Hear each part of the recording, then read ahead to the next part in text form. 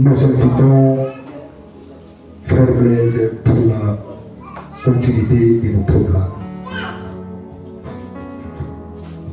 Éternel et grand Dieu, nous bénissons ton Saint-Nom. Merci pour ton amour, merci pour ta grâce. Nous recommandons ce moment précieux entre ta main. Toi, l'époux, tu veux parler à ton épouse, Saint de gloire. Il te blesse, oh Dieu, de parler à ton peuple. Ne laisse pas un homme, oh Dieu, parler, parce que si un homme parle, la vie ne sera pas donnée. Que nous puissions, oh Dieu, nous effacer en Seigneur. Et que toi seul, tu puisses prendre le contrôle, oh Dieu, de cette victoire. Je recommande l'attendement de ton peuple entre ta main. Pas dans leur cœur, oh Dieu. Il est écrit dans les derniers jours, personne n'enseignera son concitoyen. Tous nous serons enseignés par toi. Laisse que ton Esprit Saint, oh Dieu, puisse nous contrôler. L'intelligence humaine, oh Dieu, l'interprétation particulière, motif impire dans la prédication, nous les rendons les saints Père au nom de Jésus. Nous avons ici prié par le nom précieux et glorieux nom de notre Rédempteur Jésus. Nous disons Amen. Amen. Amen, amen. Amen. Que le Seigneur te bénisse abondamment. Salut celui qui est à ta gauche, celui qui est à ta droite. Peut-être toute la semaine, on ne s'est pas vu. Si nous sommes vivants, c'est par la grâce de Dieu. C'est par son amour. Lisons quelques écritures rapidement. Nous sommes dans Matthieu. Matthieu 13. Nous lisons les 15e versets.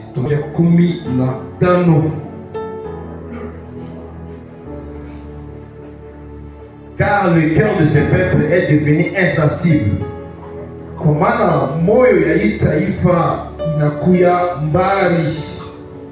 Ils ont endurci leurs oreilles et ont fermé leurs yeux de peur qu'ils ne me voient de leurs yeux et qu'ils m'entendent de leurs oreilles, qu'ils ne comprennent de leur cœur, qu'ils se convertissent et que je les guérisse. Le verset 16. Mais ayez sont vos yeux parce qu'ils voient et vos oreilles parce qu'elles entendent. Amen, amen. Lisons encore 1 Corinthiens. 1 Corinthiens 13. Nous lisons le 12e verset. Aujourd'hui, nous voyons au moyen d'un miroir, d'une manière obscure, mais lors nous verrons face à face. Aujourd'hui je connais en partie, mais alors je connaîtrai comment j'ai été connu. Amen, amen. Retenez qu'aujourd'hui nous voyons au moyen d'un miroir, d'une manière obscure. D'une manière obscure ne veut pas dire les ténèbres, mais d'une manière qui n'est pas trop claire. Mais on donne encore un autre temps. Mais alors nous verrons face à face. Aujourd'hui je connais en partie, mais alors je connaîtrai comment j'ai été connu. Amen, amen. Amen. C'est très important. Lisons encore Jérémie. Et les restes des écritures, on va citer seulement en passant. Jérémie 44, le verset 11. Jérémie 44, le verset 11. La Bible dit ceci. Biblia inasema hivi. C'est ainsi Non, le verset 11. C'est pourquoi ainsi parle l'Éternel des armées. Ni kwa maana wa milele Mungu wa majeshi anasema hivi, Les dieux d'Israël. Mungu wa Israeli, Voici, je tourne ma face contre vous tazama nageuza uso yangu kwenu pour vous faire du mal, juu ya kuwatendea mabaya pour vous exterminer tout Juda. na juu ya kumaliza Yuda yote mzima. Retenez que quand l'Éternel tourne sa face, Shika kusema wakati wa milele nageuza uso c'est wake pour faire du mal, ni juu ya kutenda c'est pour mabaya, exterminer. juu ya kumaliza. Retenez ça comme ça. Uishike vile. Que le Seigneur donne l'explication à sa parole. au nom de Jésus. Lete tafsiri kuneno lake mjina la Yesu. Ça fait un bon bout de temps Inafanya wakati mrefu que nous avons commencé cet enseignement. tulianzisha hii mafundisho. Et à passage de salut ta présence ce matin. Mokupita na salimia wapo wako asubuhi ya leo. Peut-être tu es venu seulement pour la première fois. Saa zingine unakaribia inakuwa mara kwa ya kwanza. Tu n'étais pas avec nous. Mardi haukuwa pamoja nasi. Les jeudis demain. Hata jeudi haukuwa pamoja nasi. Peut-être tu es venu seulement aujourd'hui le dimanche. Saa zingine unakuya mpaka leo mjuma. Alors je vais prendre même 5 minutes pour résumer un peu. Tabeba dakika 5 njoo kurudilia mwile yote On tulisema. a dit les mardis et les jeudis. Ile tulisema mardi na jeudi. Et dans quelques minutes, on va introduire la pensée de Na ce matin. muda kidogo tutaanza mafundisho yetu ya asubuhi ya leo. Que le Seigneur te bénisse abondamment. Bwana kubariki kwa Ne upendo. sois pas triste, tu es venu devant le Seigneur. Bwana kwa na huzuni huku mbele ya Tu Bwana. n'es pas venu devant un homme. Au kukaribia kumbele ya mtu. On avait dit que le Saint-Esprit, Tulisema Roho c'est Mtakatifu le tout de Dieu. ni yote ya Mungu. Dans la Bible, Ndani ya Biblia on dit si méchants que nos pères sont, anasema kama baba yetu beko babaya. ils savent donner de bonnes choses à leurs enfants. Bashakuya kuleta vitu Là, vizuri. c'est Matthieu qui parle comme ça. Yule ni Mathayo anasema vile. Maintenant, quand Luc prend la chose, Wakati Luka anasema il dit nos pères sont si méchants, anasema baba yetu beko ils babaya. savent donner de bonnes choses à leurs enfants. Bashakuya kuleta vitu vizuri kwa Encore watoto. bien plus fort que notre Père Céleste, Mara ngapi baba yetu wa mbingu refusera-t-il son Saint-Esprit à ceux qui le lui demandent? hasa wapatia Roho Mtakatifu kubali beko na mulomba. Nous avons compris Tulielewa que Luc explique le Saint-Esprit comme étant toute bonne chose. liko naonesha Roho Mtakatifu kama vitu Donc celui qui a le Saint-Esprit, ule kona Roho Mtakatifu il a tout. eko na Il a yote, toutes les bonnes choses. eko na vitu vizuri vyote. Amen, amen. Amina. C'est pourquoi il faut désirer la présence de Dieu. Ni kwa maana unapasha kutamania uwepo wa Parce que le Mungu. Saint-Esprit n'est rien que la parole de Dieu. Kwa maana Roho Mtakatifu ni neno la Le Mungu. Seigneur a dit les paroles que je vous ai dites Bwana alisema masemo niliwaambia sont vie et esprit. iku uzima. Donc celui qui a l'évangile éternel, Ule kona injili ya il milele a tout. eko na yote. Même si aujourd'hui tu ne vois pas l'accomplissement des promesses de Dieu, Hata leo aone matimiliko ya neno la mais Mungu. aussi longtemps que tu vis, Mara yote unaendelea na il kuishi, faut garder l'espérance. unapasha kuchunga kitumaini. Amen, amen. Amina. Notre thème c'est mon œil ta vie. Kishina yetu ni richo yangu na kuona. Et ça fait un moment on avait déjà introduit. Tulianzisha ile mafundisho. On a dit que Job Tulisema Job n'avait pas péché. Ayubu asikutende zambi, Il n'était pas un pécheur. asikuwa mtenda zambi. Mais on donne des caractéristiques très importantes par rapport à Job. Leta mahali ya mzuri ya Ayubu. Job était intègre. Ayubu alikuwa mwenye haki. Il marchait dans la quête de Dieu. Alikuwa anatembea mboka ya Et il Mungu. se détournait du mal. Na alikuwa anakimbia mabaya. Et la Bible dit qu'il est resté ferme dans son intégrité. Biblia anasema alibakia imara ndani ya uhakika yake. Amen, amen. Amen. On doit être ferme. Tunapaswa kubakia On imara. doit être d'abord intègre. Tunapaswa kuwa mbele kwenye C'est haki. très important de demeurer aussi ferme. Na inakuwa ya mzuri kubakia imara. Amen, amen. Amen. Donc face à l'impudicité, tu restes ferme. Mbele ya usinifu unabakia imara. Mais quand tu vois l'argent dans laquelle tu voles, là tu n'es pas ferme. Wakati unaona makuta ndani ya akiba unaiba pale Un enfant unakuwa ne imara. doit être constant. Mtoto wa Mungu anapaswa kubakia imara. Amen, amen. Amen. Job n'avait même pas péché. Ayubu asikutende zambi.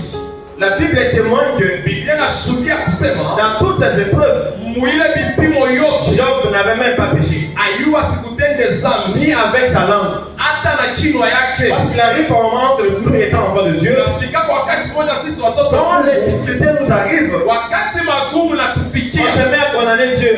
tunaanza kumhukumu Je ne Mungu. peux plus prier. Sitaomba Moi je tena suis toujours zélé. mimi kupaka na Comment le bibi Seigneur permet que mon enfant meure? namna kani Mungu anaruhusu mtoto wangu akufe. Job n'avait pas attribué sa faute à Dieu. Ayubu asikulete makosa yake Il kwa n'avait pas accusé Dieu. asikuhukumu Par Mungu. moment même notre manière de pleurer, Hata namna yetu ya kulia nous devons pleurer comme étant enfant de Dieu. tunapasha kulia kama watoto ya Même quand Mungu. nous souffrons, Hata wakati nous devons tunateswa souffrir comme les enfants de Dieu. teswe kama watoto ya Mungu. On avait dit que Job, Tulisema Ayubu pour être consolé, juu afarijiwe il s'est gratté avec une tesson. alikuwa analipanula na teso, Et on avait dit que na tulisema la consolation, ile ufariji les apôtres ont interprété la consolation comme étant les Saint-Esprit. wa mitume walitafsiri ufariji kama Roho Les Seigneurs ont dit quand le consolateur viendra. walisema wakati mfariji atakuja. Donc Job, en attendant de voir le Seigneur, Ayubu mkuchunga kuona Bwana il était consolé. alifarijiwa. Et on avait dit que pour retrouver une tesson, Na tulisema juu upate il faudrait que la vase soit brisée. ilipasha wavunje Si mbele la, chombo. la vase reste pleine, Wakati chombo la on wakati ne peut pas avoir une tesson. hatuwezi kupata teso. C'est comme une bouteille. Iku kama chupa, Si une bouteille n'est pas brisée, kama chupa bayaivunja même à la manière des hommes, hata munamna ya ceux qui font la construction, bale banafanya majengo, vous allez voir sur les chaques de clôture, utaona kule kuclotire on met quand même des tesons de bouteilles, des verres comme ça. kuclotire baika vipande ya manchupa. Donc c'est une bouteille qui était pleine, mais qui a été d'abord brisée. Ni chupa moja ilikuwa mzima C'est comme ça banaivunja, qu'on a retiré une tesson. ndio banatosha moka kipande moja ya Et chupa. on avait dit que c'est lui à qui habitait la plénitude de la divinité, Tulisema ule ndani yake c'est lui qui avait reçu l'onction sans mesure, ule alipata upako. c'est le Seigneur Jésus. Ni Bwana Il Yesu a été brisé à la croix alimvunja pour kumsalaba que le Saint-Esprit nous soit donné. ili Roho Mtakatifu itupewe. Amen, amen. Amen. Mais quand même le Seigneur nous a donné le Saint-Esprit, Ingawa Bwana atupatia Roho Mtakatifu c'est une manière de nous consoler. ni namna ya kutufariji, Mais notre désir, lakini tamaa c'est yetu que nous puissions le voir un ni jour. ili tumuone siku moja.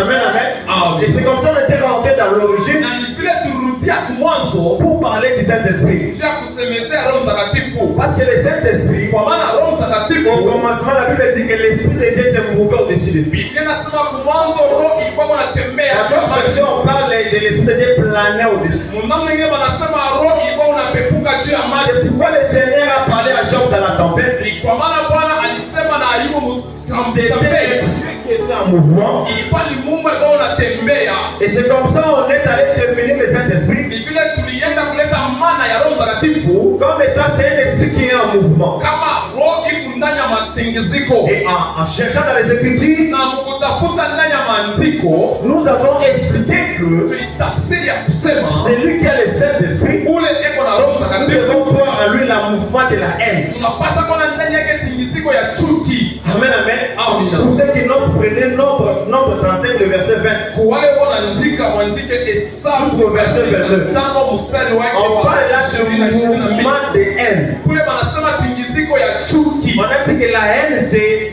contre le péché. Tulisema chuki ni kinyume ya dhambi. La crainte de Dieu, Boka kwa Mungu c'est la haine du mal. ni kuchukia Quand on dit mabaya. que Job craignait Dieu, Wakati wanasema Ayubu ce n'est anasema pas une parler comme ça, je crains Dieu, je crains Dieu. Non. haina kusema mimi naogopa mimi La naogopa. crainte de Dieu se manifeste quand on est en train de haïr le mal.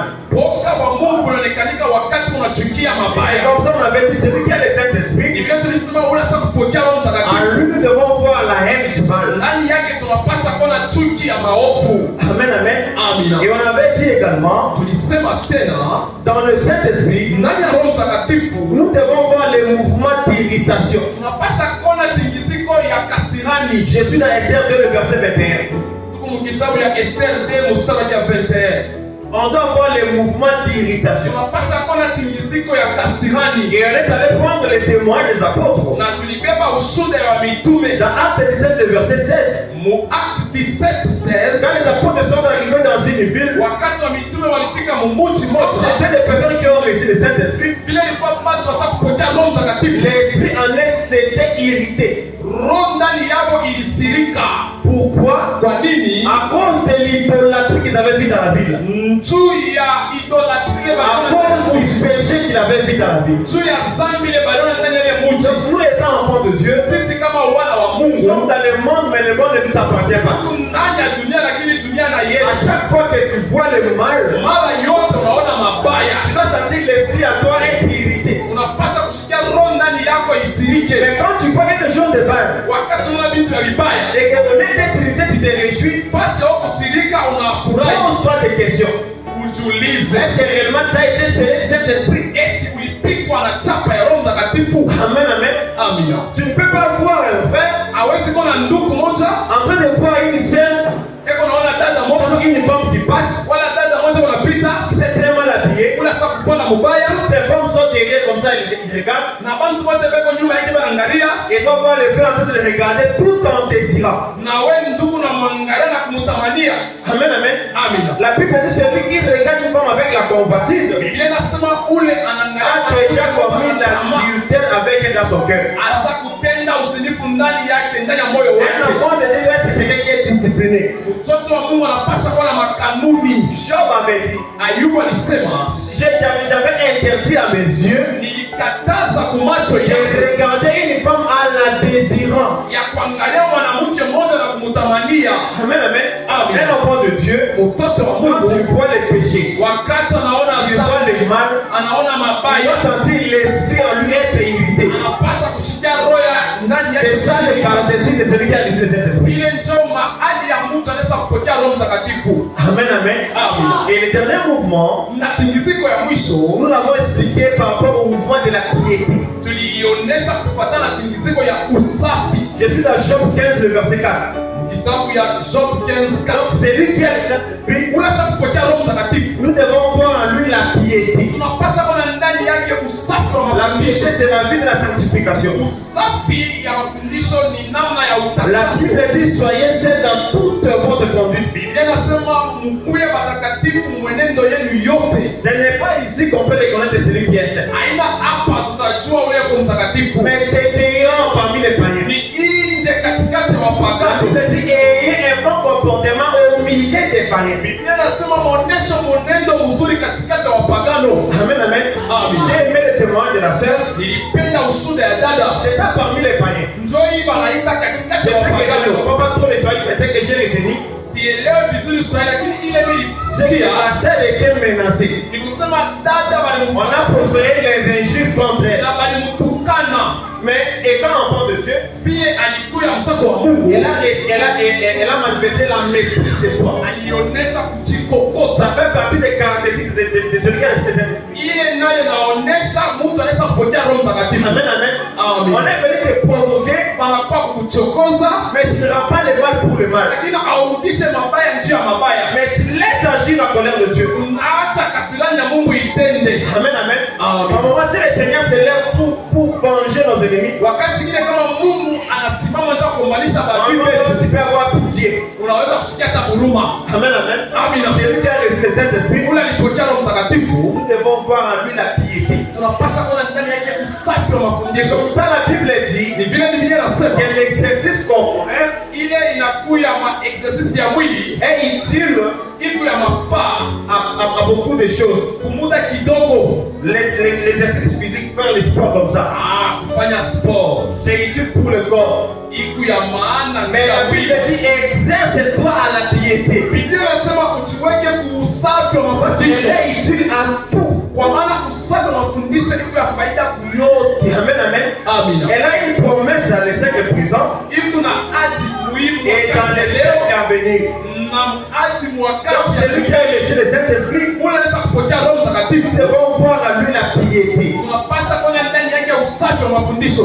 Amen, amen. Amina. Et maintenant, si le Seigneur nous célèbre le Saint-Esprit, Sasa kama Bwana alikupika chapa ya Roho c'est une Mtakatifu, consolation passagère. ni ufariji ya Une kupita, manière de nous consoler temporairement. namna ya kutufariji wakati Mais kidogo, nous devons toujours avoir cet ardent désir lakini tunapasha kuwa na ile tamaa de le voir un jour. ya kumuona siku moja. Amen, amen. Amen. C'est comme ça les jeudis, Ni vile mjeti nous avons dit ceci. tulisema hivi, Pour que Job tu Job puisse voir Dieu, aone Mungu, pour que son œil puisse voir l'Éternel, tu licho yake ione wa milele. il a dit j'avais entendu parler. Alisema nilisikia kusema juu yako. Il a dit maintenant mon œil t'a vu. Sasa licho yangu na Donc licho yangu na pour voir kuona l'Éternel, juu ya kumwona wa milele, il y a des prérogatives.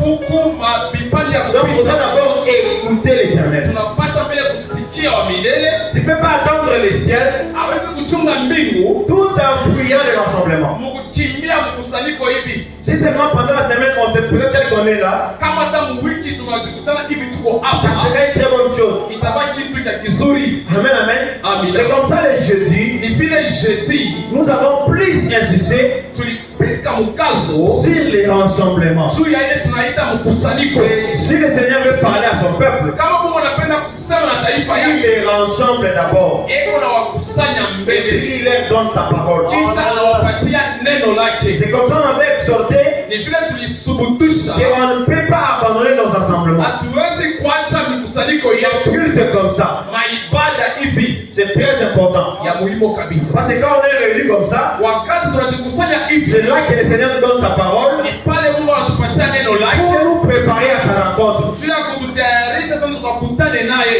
Amen, amen. Amina.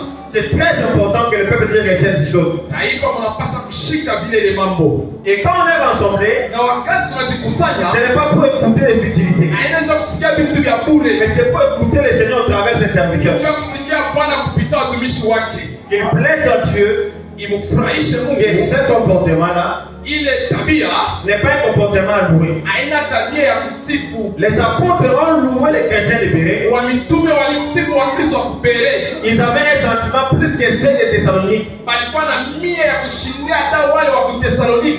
Amen, amen. Amina. C'est comme ça, moi je dis qu'il y a aussi des critiques constructives. Na vile vile nasema kuna kuweka makritiki Il y a kunasaidia une comparaison qui est constructive. huku kufananisha vitu ili ya kusaidia. Les apôtres ont comparé les chrétiens de Thessalonique Wa mitume walifananisha par Wakristo wa rapport à Kutesaloniki ceux de Béret. kufatana na pale wa Kubere, Par rapport à la manière de recevoir la parole, namna ya kupokea ceux de Béret avaient les sentiments plus que ceux de Thessalonique. wale wa Kubere walikuya na bidii ya kushinda wale wa Pour Kutesaloniki. dire qu'on peut voir un comportement. Tukisema tunaweza kuona mwenendo Je donne un wote, exemple simple. naleta mfano, Par exemple, un bon comportement mfano tabia ya mzuri de notre église de RVA. ya kanisa yetu ya ku On RVA. peut dire notre église de RVA. Tunaweza kusema kanisa yetu ya ku RVA, Voici ce qui fait leur force, c'est une bonne chose. tazama ile inafanya nguvu yabo, Nous aussi, on peut pratiquer ça na sisi tunaweza pour faire kuipenda avancer l'œuvre de Dieu. juu ya kutembesha kanisa Ce n'est yetu. pas un péché, ce n'est pas un problème. Ile haina mubaya. Amen, amen. Amina. Même dans la Bible, Hata ndani ya Biblia les apôtres ont dépouillé une autre église wa mitume walifula kanisa ingine pour subvenir aux besoins d'une autre église. juu ya kwenda kusaidia kanisa ingine. Amen, amen. Amina. Quand j'arrive par exemple ici à notre église de Camagnola, Wakati nafika hapa wa kanisa Kamanyola, même si ce n'est pas mon église locale, hata kama na kanisa mimi ngiaka, mais comme nous sommes fondés sur les mêmes enseignements, vile tuko juu ya msingi je suis moja, obligé de contribuer pour l'avancement de cette œuvre. mimi napasha kuchanga juu ya hii kazi ende kumbele. Amen, amen. Amen. C'est ça la vie des enfants de Dieu. Ile ndio maisha ya watoto ya Mungu. Toutes nos églises, Makanisa yote c'est aussi mon église à moi. ni kanisa yangu. Dès que j'arrive sur un besoin, je contribue. Kama mimi nafika hapa kwa kuhitaji, C'est pour l'œuvre de Dieu. ni juu ya kazi ya Mungu. Amen, amen. Amina. C'est comme ça qu'on avait exhorté les enfants de Ni Dieu. vile tulisukutisha watoto wa Mungu, Nous devons être dans le rassemblement. tunapasha kama mkusanyiko, Nous devons aussi accepter tunapasha tena kuitika d'enseigner nos enfants l'enseignement. ya kufundisha watoto wetu mafundisho, Parce que le Seigneur, quand il a dit à Moïse, kwa sababu Mungu pale alinena na qu'ils rassemblent auprès de moi le peuple. kusanya kwa upande wangu taifa. Dans Deutéronome 4, le verset 10. Kwa kitabu cha Deuteronome 4, Je vais leur faire attendre mes paroles nitawasikiliza masemo yangu afin qu'ils apprennent à me craindre tous les temps qu'ils vivront sur terre. ili bajifunze kuniongopa wakati wote bataishi Et la Bible précise na Biblia inasema na et qu'ils usahihi les apprennent aussi à leurs enfants. na baifundisha kwa watoto yabo. C'est le devoir des parents Ni kazi ya bazazi d'apprendre les enfants la doctrine de Jésus. ya kufundisha watoto dini ya Yesu, Notre enseignement. mafundisho yetu. Les enfants, nos enfants doivent savoir que Watoto wetu wanapaswa kujua nous kusema on ne porte pas les boucles d'oreilles. sisi hatufanaki vya Mais si masikio.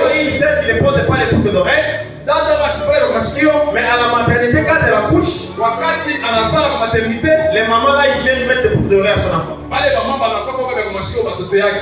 Amen, amen. Amina. Ce sont des dieux étrangers. Ile ni nyungu migeni. Nous devons éduquer nos enfants Tunapaswa kuweka ndani ya watoto wetu l'enseignement dès le bas âge. mafundisho hivi ngaliki watoto. C'est très important. Ni ya muhimu kabisa. Amen, amen. Amina. Parce que chacun de nous rendra compte devant Dieu. Kwa sababu mmoja wote katikati yetu Les enfants sont toute une responsabilité. Watoto inakuwa ni kizazi. Les scolariser, Kuwafundisha masomo, prendre soin d'eux, kubafundisha masomo, mais aussi leur montrer la voie de Dieu. lakini kubaonesha njia ya Mungu C'est très important. inakuwa ya faida. Amen, amen. Amina. On acclame très fort pour la gloire de Dieu. Shangilia njia utukufu wa Mungu.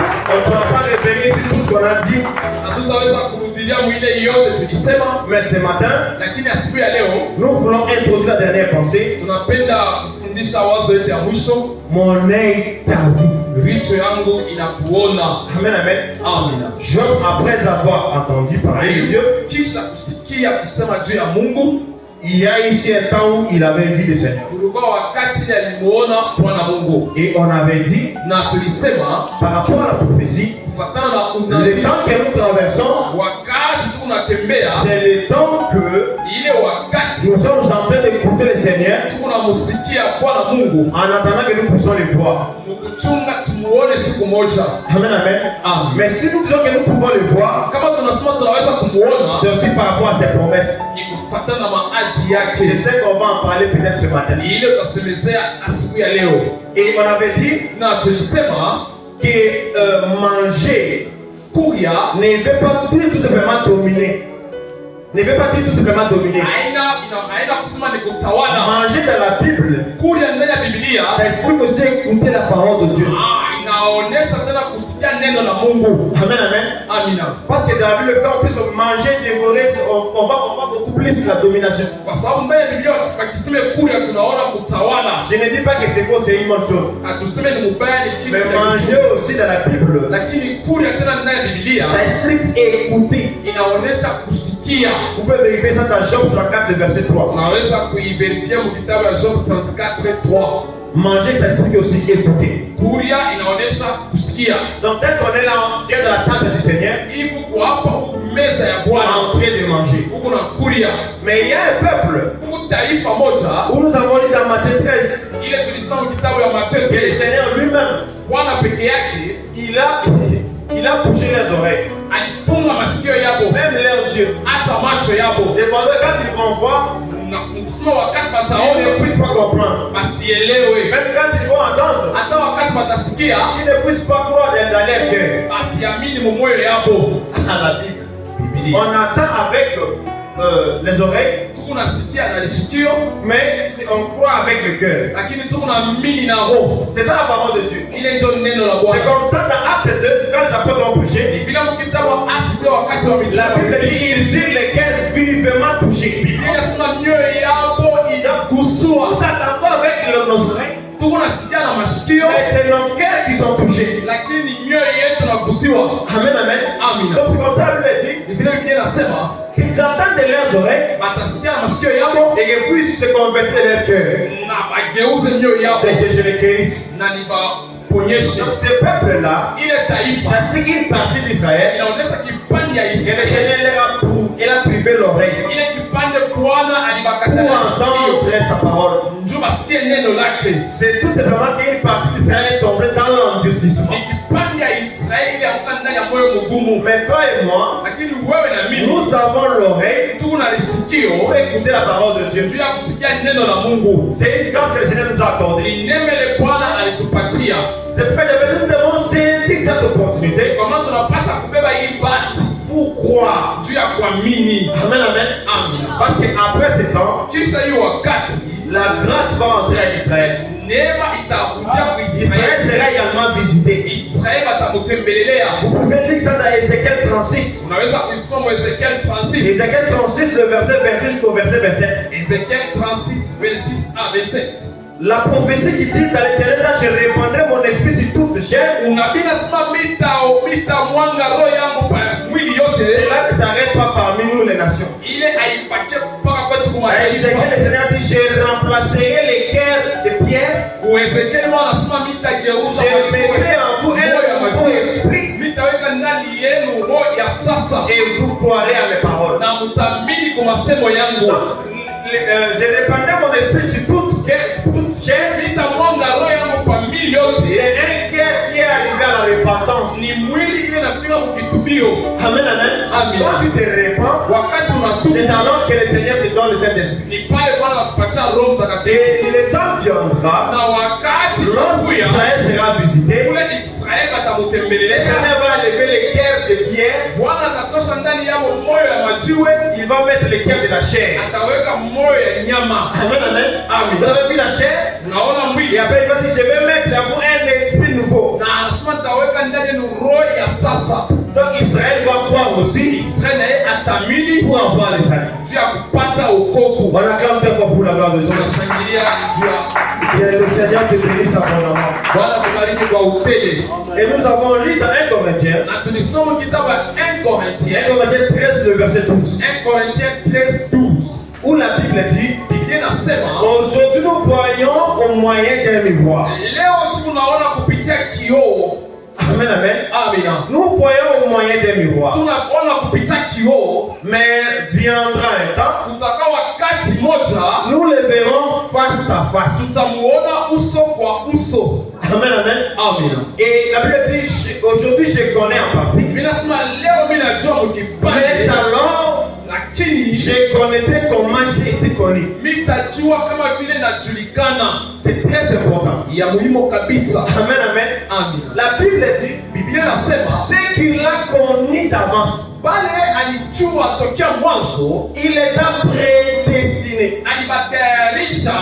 Donc aujourd'hui, Leo comment est-ce que nous avons été connus de Dieu? namna kani tulijulikana na Mungu, Nous ne connaissons pas ça vraiment. atuifanyia vizuri. Amen, amen. Amen. Mais ce qui va nous permettre Ile itaturuhusu de comprendre comment nous avons été connus de Dieu. ya kuelewa namna kani tulijulikana Comment na est-ce que le Mungu, Seigneur nous a prédestinés dès l'éternité? namna kani Bwana alitutayarisha toka C'est le milele. moyen de l'enlèvement. Ni kupitia C'est kunyanyuliwa, l'enlèvement qui va nous amener au ciel. ni kunyanyuliwa kutatupeleka kumbingu, Et là, nous allons connaître comment nous avons été connus. na pale tutajua namna kani tulijulikana.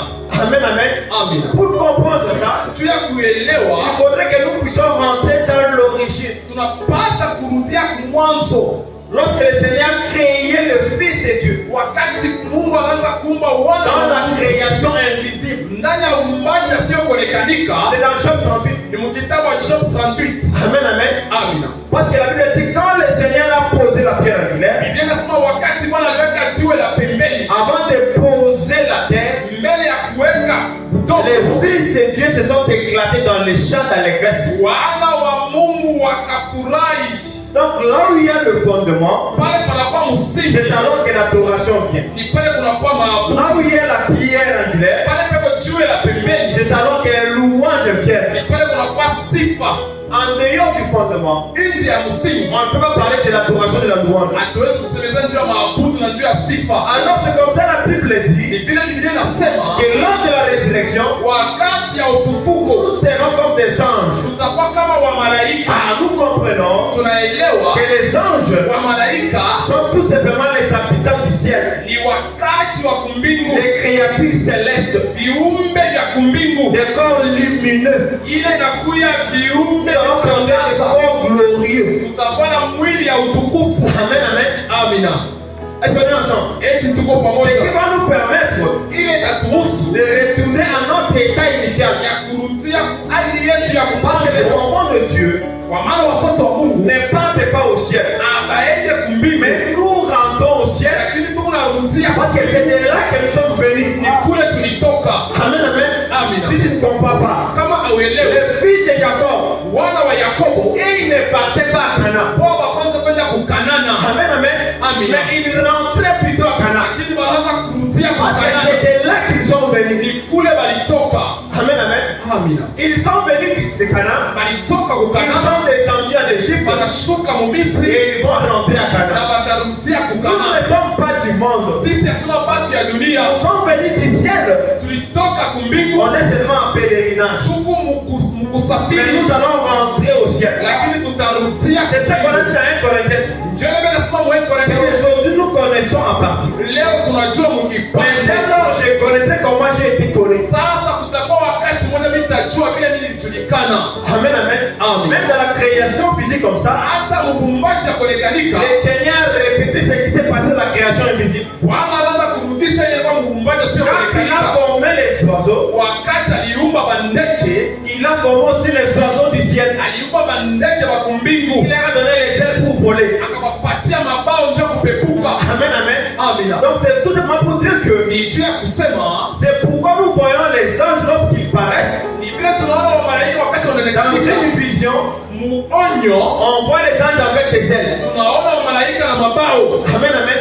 Nous n'enseignons pas sur la création invisible. Atufundishe juu ya uumbaji sio Mais c'est tout simplement une brèche que nous voulons ouvrir lakini mulango watu tunafungula pour que tu comprennes comment nous avons été connus de Dieu. ili uelewe namna kale Quand nous tulichukua. voyons les anges avec des ailes, Wakati tunaona malaika na là, on mabao, ne veut pas dire que les anges ont des ailes pour voler. haina kusema malaika beba na mabao. C'est un langage qui explique tout simplement que ce sont des créatures célestes. Ni kusema moja inaonekana Ils ne sont pas les habitants de la terre. haina wakati wa Parce qu'ils kutupatia. vont se servir des ailes pour quoi? Un ange, pour voler, il n'a pas besoin des ailes. Malaika ndio kupepuka sitajie mabao. Amen, amen. Amina. Est-ce qu'on est ensemble? Amen. C'est le langage qui avait dit tout simplement Ni kusema tu que les anges sont des habitants de la terre, les habitants du ciel. wa malaika ni wakati wa kumbingu. C'est comme ça que le Seigneur a expliqué. Ni vile wakati On lui a Bwana posé une question qu'un homme avait plusieurs femmes. anamuuliza mtu mmoja alikuwa Un homme, mtu mmoja une femme plutôt, mwanamke mmoja qui a condamné le mariage avec les frères aînés. alipata ndoa na Quand il est mort, un autre frère venait être avec cette femme. wakati mwanamke alikufa mwenyewe alikuwa anabeba ile Et il y a eu mwanamke beaucoup de frères. na kulikuwa Maintenant, on pose la question à la résurrection des morts. sasa wanamuuliza La kufufuko femme là, en réalité, serait la femme de qui? ule mwanamke kufufuko atakuwa bibi wa nani? Est-ce qu'on est ensemble? Eti tuko C'est comme ça que pamoja. le Seigneur va répondre. Ni vile Bwana atajibu Qu'à la résurrection des morts, kufufuko ya wafu les hommes ne prendront pas de femmes, wanaume abasitakuwa na mais babibi nous serons comme des anges. lakini tutakuwa kama wa C'est malaika. par là nous comprenons Ni pale tunaelewa que nous allons habiter notre corps céleste. tutakuwa na mwili ya C'est kumbingu au moyen de la résurrection. kupitia ufufuko. Voilà pourquoi nous devons désirer ça. Ni vile tunapaswa kuitamania Étant enfants de Dieu, kama watoto wa nous devons Mungu. avoir cet ardent désir-là. Tunapaswa kuwa na ile tamaa Que nos yeux puissent voir le Seigneur un jour. macho yetu imuone Mungu siku moja. On acclame très fort pour la gloire de Dieu. Tunashangilia njoo utukufu wa Mungu. Que le Seigneur te bénisse abondamment. Bwana kubariki kwa utele. Lisons 1 Thessaloniciens 4. 1 Thessaloniciens 4. Tu vas voir quelque chose de très important là-bas. Utaona kitu moja ya faida kule. 1 Thessaloniciens 4, nous lisons le 16e verset. 1 Thessaloniciens 4, 5e, 16e verset. 16e verset.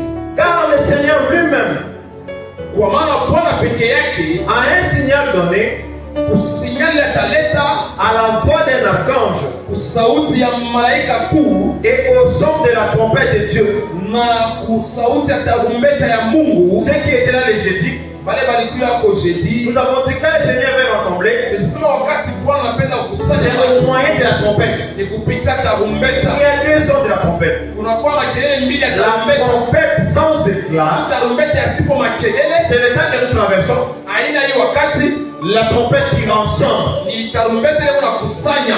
Amen, amen. Amina. Et la seconde trompette, quand elle sonnera, Na trompeti ya pili wakati ça alia sera avec l'éclat, c'est pour le départ. itakuwa na makelele ya nguvu, ni njia ya Donc, kuondoka. ça qu'on a mis à 4 ici. Ndio hivyo unasema mu 1 Au Thessaloniciens son de la trompette de Dieu, kwa sauti ya tarumbeta ya Mungu tu vas remarquer utaona que Lazare était mort. Lazaro alikufa.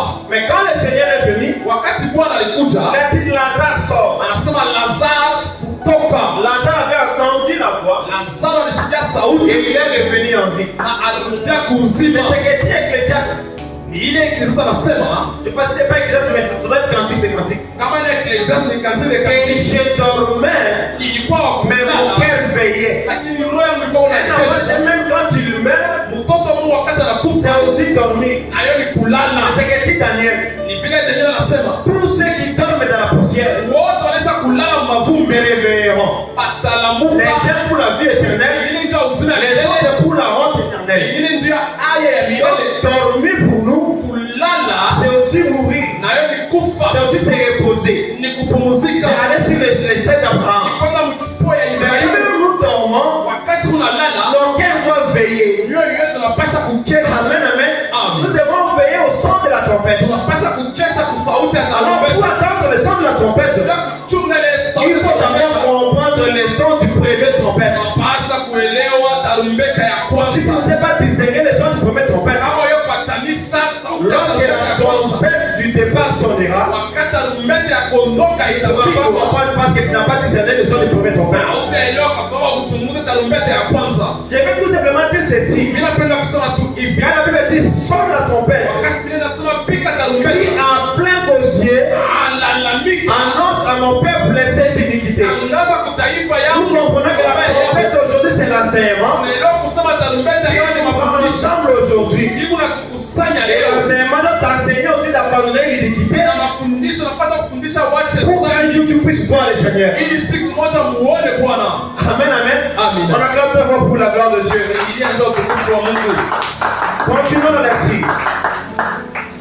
La tempête de Dieu descendra du ciel et les morts en Christ résisteront premièrement. Na wafu katika Kristo watafufuka mbele, Ensuite, nous les vivants kisha sisi tuliye hai qui serons restés, sisi tutabakia, nous serons tous ensemble enlevés avec étant sur des nuées sisi wote tutanyanyuliwa pamoja nabo ndani ya à wingu la rencontre du Seigneur dans les airs. mukukutana na Bwana pale pa ewa. Et ainsi, nous serons toujours avec le Seigneur. Na sasa tutakuya kila siku na Bwana. Ça, c'est vivre éternellement. Hapa ni kuishi Rester milele toujours, hata- c'est aussi nous allons vivre éternellement avec le Seigneur. kubakia na Bwana ni kuishi milele hata Ce milele. qui me retient, c'est le verset 18.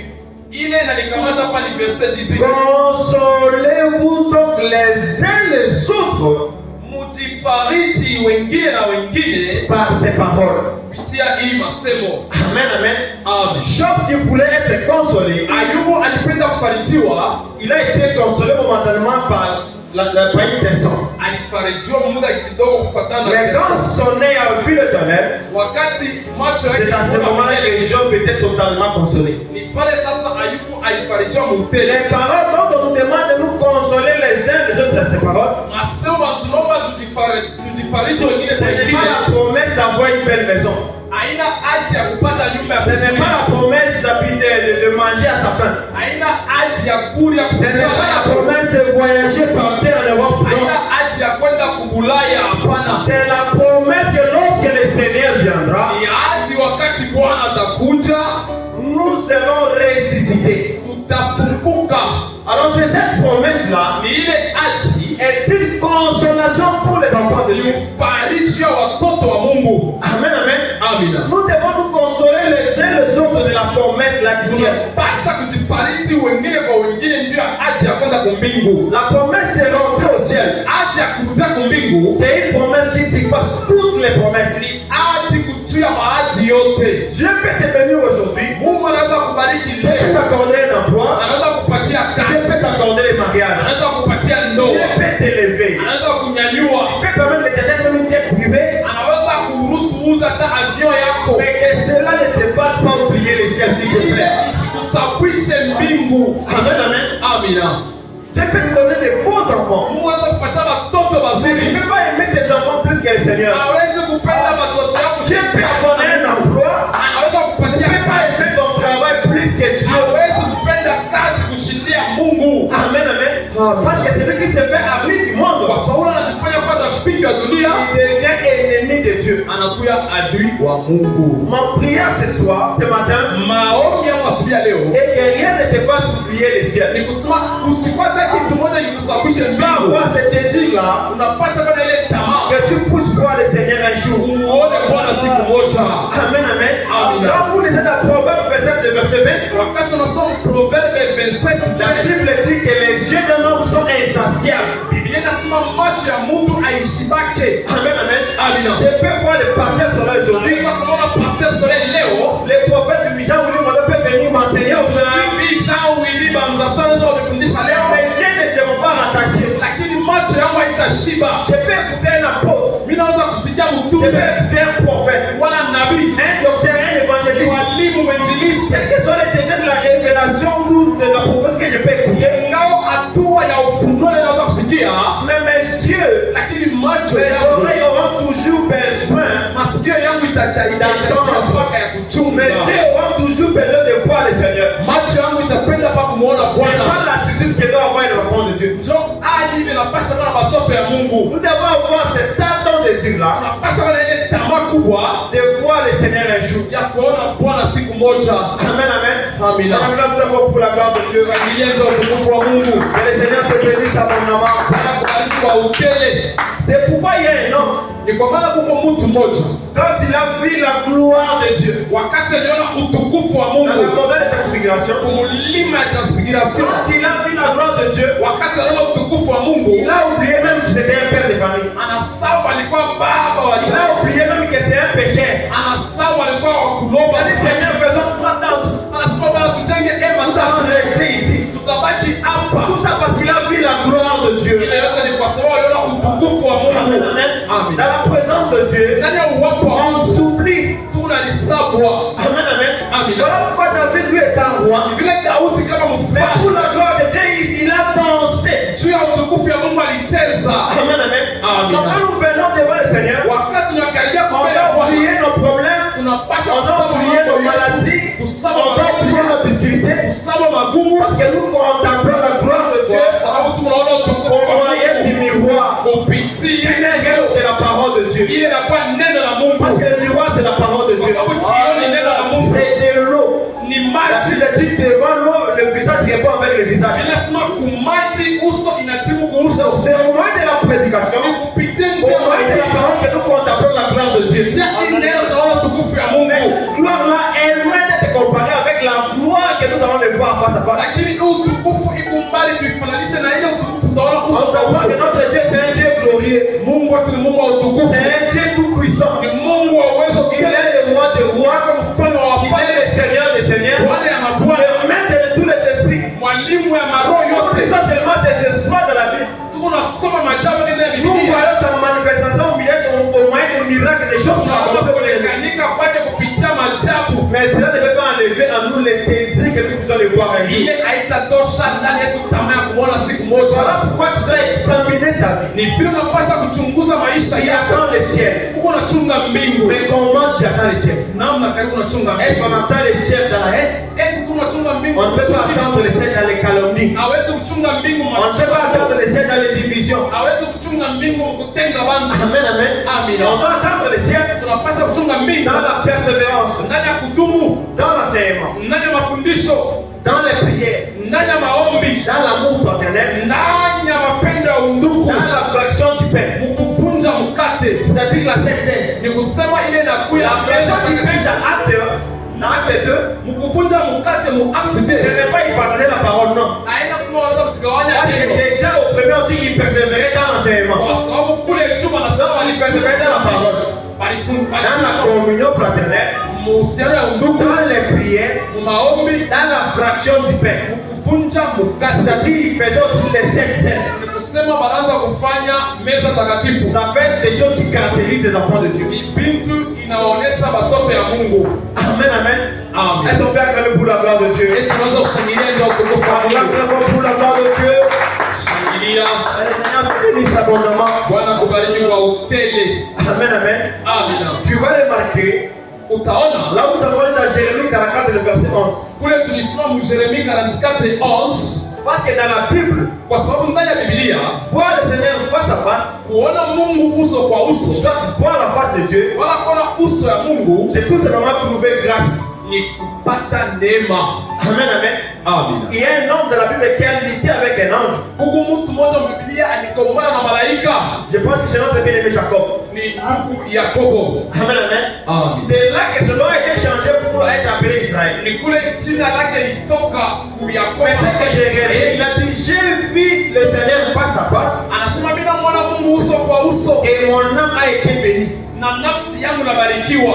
Amen, amen. Amina. C'était dans une vision. Ilikuwa ni ndani ya onyo, Ce n'était pas que c'était dans la vie réelle comme ça. haikuwe mu maisha hivi mu mwili hapa. Dans une vision, Ndani ya nous onyo pouvons aussi contempler la grâce de Dieu. tunaweza kuona utukufu Nous wa pouvons Mungu, contempler la gloire de Dieu. tunaweza kuona utukufu wa Mungu. Quand on est ravi en extase, Wakati tunapandisha on peut voir les merveilles de Dieu. tunaona On vizuri peut vya voir la Mungu, gloire de Dieu. tunaweza kuona utukufu ya Mungu. C'est tellement merveilleux. Ni ya mzuri kabisa Expérimenter la puissance de l'esprit. ya kuishi uwezo ya Roho. Parce qu'il y a des gens depuis qu'ils ont pris, Bantu toka waliamini ils n'ont jamais expérimenté cette intimité avec Dieu. abayaishi ile uhusiano na Mungu. Donc, quelqu'un a de parler, quand je priais le Seigneur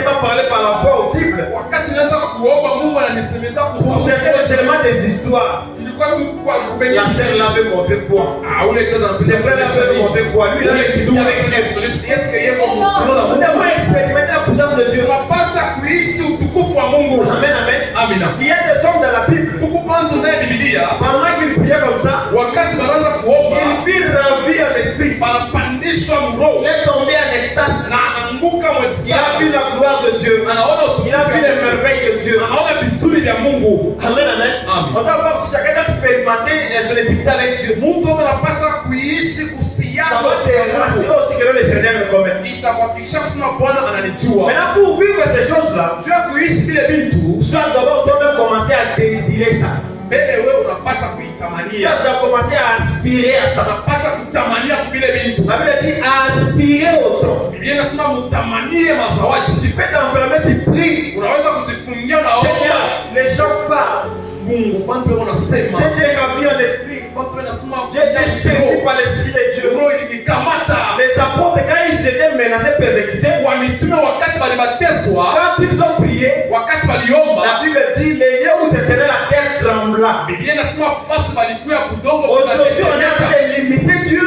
Leo tunamsimamisha Donc, Mungu ce n'est pas un Dieu puissant. kama ina Mungu wa Nous uwezo. devons avoir ce désir-là. Tunapaswa kuwa ile En tamaa. attendant de voir la gloire de Dieu par les moyens d'enlèvement, Mkuchunga kuona utukufu ya Mungu nous pita devons également kwa contemplaler la puissance de Dieu comme ça. tunapaswa kuona utukufu ya Mungu. Nous avons fait la fièvre Mtoto na avant d'appeler les pasteurs soleil. mtoto Avant d'appeler les hommes de Dieu. mbele ya kuita watumishi Toi aussi, tu as reçu ce pouvoir-là. wale ulipokea Et uwezo. invoque le Seigneur, tu pries. Ita Bwana unaomba Et tu expérimentes aussi la puissance de Dieu. na unaona utukufu wa Mungu. Mais tout commence par ce désir-là qui va monter en toi. Inapasha kwanza kuile tamaa ndani yako. Amen, amen. Amen. On acclame très fort pour la gloire de Dieu.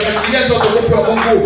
Donc, voir la face de Dieu, Kuona uso ya Mungu c'est trouver grâce. ni kupata neema. Mais la même face de Dieu, Ile uso ya Mungu quand tu le tournes vers ses ennemis, kama inageuka kwa au lieu que ça soit la grâce, basi ikuwe neema, ça explique la colère de Dieu. inaonyesha kasirani ya C'est ça qu'on a dit dans Jérémie 44. ile walisema Yeremia 44. Amen, amen. Quand les ennemis te menacent, Wakati wa adui ne wanakuchokoza, t'inquiète même pas. hapana kuzunika. Laisse agir la colère de Dieu. Acha kasirani na Mungu Et itende. quand on voit la face de Dieu, Kwa utaona uso ya on est Mungu. que la face de Dieu Fasi ya uso ya soit la Mungu grâce, ikuwe neema, ça sera la manifestation de la colère de Dieu. itakuwa kasirani ya Mungu. Tu vas remarquer, Utaona la verge de Moïse, ile bakora ya la Musa, même verge a ouvert la mer rouge pour que les enfants les traversent. ile bakora ilifungula bahari La même verge a manifesté la colère de Dieu pour engloutir Pharaon. mpaka ile bakora Et je ilionekana. déclare ce matin, Na mimi natangaza si siku ya leo, tu crois kama na que mimi tous ceux qui te combattent, wale wote qu'ils wanaokombanisha soient la face de Dieu au nom de Jésus. Le Seigneur a pensé pour toi, ile Bwana atangaza njia il ne peut pas entrer. njia ile Tu vas entrer dans ta destinée ataingia mudesine et tu comprends les promesses de Dieu. na utaishi hadi ya Mungu. Amen, amen. Amina. Quand nous sommes en difficulté, Wakati tunao magumu, nous crions à Dieu. tunalalamika kwa Mungu. Dieu tourne sa face Mungu anageuza et uso yake il nous accorde sa grâce. na anatubariki, atupatia neema Mais yake. lorsque l'ennemi se lève, Wakati adui anasimama, le Seigneur manifeste seulement sa face Bwana anaonyesha tu uso et yake, l'expression de sa colère. ili inakuwa kasirani yake. Amen, amen. Amen. C'est comme ça la Bible dit, ne rendez pas le mal pour le mal. Vile vile nasema mshuhudishe mabaya kwa Mais mabaya. laissez plutôt agir la colère de Dieu. Wacheni kasirani ya Mungu itende. Amen, amen. Amen. C'est comme ça de prendre les charbons ardents, Iku kama unaweka makala ya moto, mettez dans leur tête. unaweka juu ya kichwa yabo. Amen, amen. Amina. Nous devons vivre dans la simplicité. Tunapasha kuishi simplicite. Nous devons aimer nos ennemis. Tunapasha kupenda wadui wetu. Nous devons bénir ceux qui nous maudissent. Tunapasha kubariki wale wanatulaini. Mais il y a un homme que le Seigneur a fait la promesse. Huku mtu mmoja Bwana alikufanyisha Je bénirai ceux qui te béniront. atabariki wale Et watakubariki. il a dit, je maudirai Na alaini ceux qui te maudiront. wale watakulaini. Or, nous ne sommes les fils d'Abraham. Sisi wana wa Ibrahimu. Au moyen de la promesse que le Seigneur a faite à Abraham. Ahadi ile Bwana alimfanyisha Ibrahimu. Nous héritons cette promesse-là. Sisi na sisi tunaurithi ile ahadi. Voilà pourquoi le Seigneur va guérir cette femme qui était coupée. Ni kwa maana wakati Bwana atakuonyesha mwanamke Il va dire mkubwa cette kunjama. fille d'Abraham Sasa mwanamke que les diables avaient retenu captif. ule shetani alimubamba Donc nous, on devient fils d'Abraham sisi tunakuwa wana wa par Ibrahimu rapport à la foi. kupitia imani. C'est pourquoi je déclare ce matin, Natangaza asubuhi ya leo tous ceux qui sont en train de te maudire, wale watu en wanakulaini réalité, ce sont la malédiction qui sont en train d'attirer.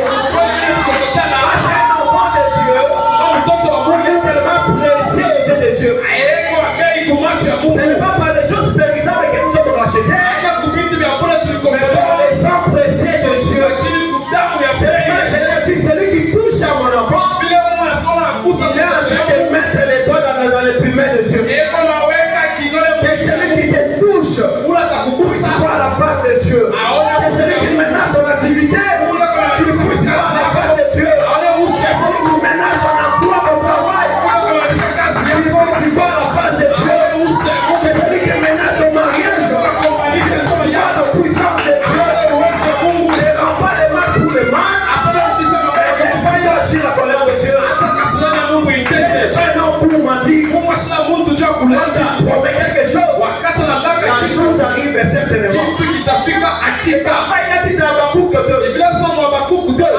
la promesse. Chunga ile Attends la promesse. chunga ile Même quand unabii. elle tarde, Hata kama même quand inakawia, elle tarde, hata kama inakawia, elle s'accomplira certainement. itatimizika. Qu'est-ce que le Seigneur t'a promis? Bwana alikulaka nini? Qu'est-ce que le Seigneur t'a parlé durant une sonde? Bwana alikusemeza nini? Qu'est-ce que le Seigneur t'a parlé au moyen de ses prophètes par une prophétie? Nini kupitia unabii? Qu'est-ce que le Seigneur t'a déjà dit en privé? Bwana alikusemeza nini? Même si ça tarde, Hata kama même si ça inakawia, tarde, hata kama garde inakawia, l'espérance. achana kitu Garde gani? l'espérance. Chunga kitumaini. Parce qu'il te dit, il fait toutes choses bon en son temps. Anasikia kusema anafanya vitu vyote vizuri Et mwakati sur le temps wake. que tu vis, Vile kunaendelea tu dois kuishi, garder l'espérance chunga kitumaini à une vie meilleure. kwa maisha ya uzuri. Nous, on n'est pas venus pour souffrir dans ce monde. Je hatukuwa kuteswa hapa dunia. Je sais que la Bible dit Na Joshua Biblia que inasema ce monde entier hii dunia yote mzima est préparé pour passer au fait. inatayarishwa ndio ipite kwa moto. Amen, amen. Amen. Les semaines que nous voyons, Hii basi tunaona les buildings à Dubaï, les buildings en Europe, bunge ku Dubai kwa la Europa. Bible dit que le monde que nous envoyons, Biblia inasema hii dunia tunaona elle est préparée pour passer au fait. inatayarishwa ndio ipite Mais kwa en moto. attendant, Mukuchunga nous devons nous réjouir. tunapasha kufurahi. Amen, amen. Amen. Ce n'est pas un péché de voyager d'aller en Europe. Haina zambi kuvaisha Ce kwenda n'est kwa pas un Europa. péché d'aller en vacances à Dubaï avec les enfants. Haina zambi kwenda muvakasi na watoto. Amen, amen. Amina.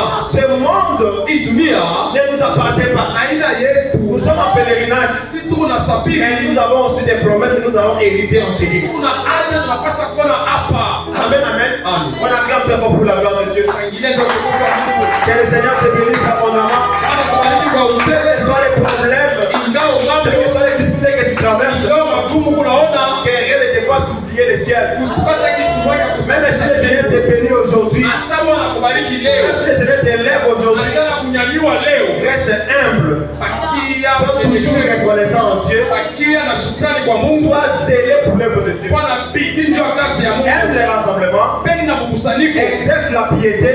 Onekanisha usafi. Déploie ton zèle pour Dieu. Fungura bidii yako njia ya Ne Mungu. sois pas paresseux. Hapana kuwa mzaifu. Travaille. Tumika. Dans ta vie honnêtement. Dans ta vie honnêtement. Pata maisha yako Ne mwakili. fléchis pas les genoux devant les hommes pour t'enrichir. Hapana kuvunja magoti yako mbele ya shetani ndio Notre utajirike. Dieu Mungu wetu sait que nous avons besoin de ces choses. anajua tunahitaji bibini. Ce sont les païens qui s'inquiètent trop pour les choses de ce monde. Pagano beko na huzuni cha kupata bibini. Mais nous, notre Dieu sait que nous avons besoin de ces choses. Lakini Mungu anajua tunahitaji bibini tu. Et nous croyons que le Seigneur accomplira ses promesses dans notre vie. Anasema Bwana atatimiza. On acclame Dieu pour la gloire de Dieu. Shangilia ndio utukufu wa Mungu. Que le Seigneur te bénisse abondamment. Bwana kubariki kwa utele. Nous invitons les parfaits sonneurs pour nous conduire dans la prière. Simamia juu pale wiko tunaomba.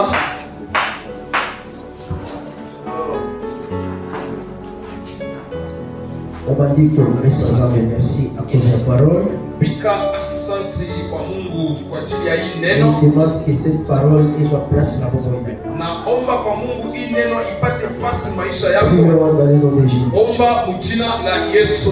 Pour le Jésus-Christ, nous avons Merci Seigneur pour Merci cette gloire. parole. Et le nom de Jésus. Merci Seigneur pour cet enseignement.